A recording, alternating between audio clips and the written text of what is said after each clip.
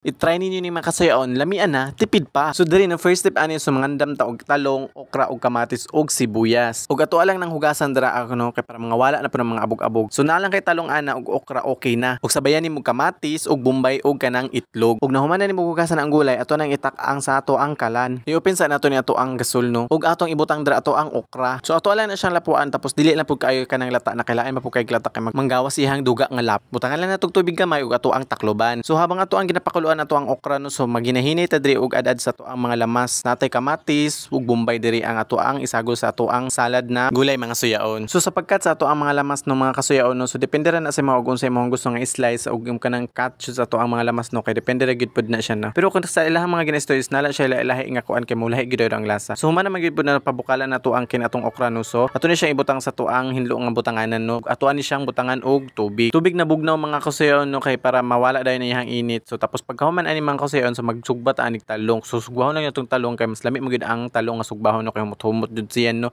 So kay nahuman na magid pud nato nagsugba ng ato ang talong. So ato na siyang anon dira ano ato nang panitan. So kini mga suyaon no so kini ato ang gibuhat nga gulay is tipid lang gid pud kaayo ni no kay barato ra gid pud kaayo ang okra ug talong ug kini ato ang lamas nga ato ang gipali. So kini tanan nagtotal lang ni siya og 45 pesos lang gid pud ato ang nagasto ani. Ug isuma total nimo so tipid gid kaayo siya no mga kasuyaon no. So nakanahon ako luto ani kay sige na lang magumig itlog sige magmantika kan mga prito. So gusto na pud akong gulay kay mas healthy man gud pud ang gulay no so kailangan ko na to gulay sa tong lawas kay mas lami magyud ang gulay og labi nagsalad gyud no labi nagnisuka butang og mga ning ana no so lami jud kaayo. So diri mga suyo no so ako lang pud siyang gibutangan og kining itlog pero optional lang gyud pud kay ning itlog depende na sa inyong panglasa pero ako mas ganahan ako kanang na itlog gyud siya no mga kasuyo no. Pero og gusto kag butang og itlog pwede ra jud kay na kay para mag-blend ang iyahang lasa sa tuang salad para with that twist gyud pud ato ang gulay nga salad ba. So diha nagbutang kog asin, suka og gani ato ang gibutang na ato ang lamas nga ato ang giadad kaganina ug ato na siyang i-mix. I-mix lang nato na hantod sa matunaw gyud pud na. Then after ani no so ato na ibutang ato ang itlog nga ato ang gi-crush kaganina no. So dili na pud kay naton kayon kaayo so ato na siya ibutang sa ibabaw pero after na nimo og kuan pwede na nimo kayo og kauno na gyud nimo. So grabe no so mao na niya ang finished product nato no so lamian jud kayo no tipid kayo so healthy pagid kayo. Sa mga naay nangutana no so unsay mga ingredients ani so nalang sa comment section lang ang link kuan ani no mga ingredients gibutang na og ang total pud ani so until my next vlog bye bye.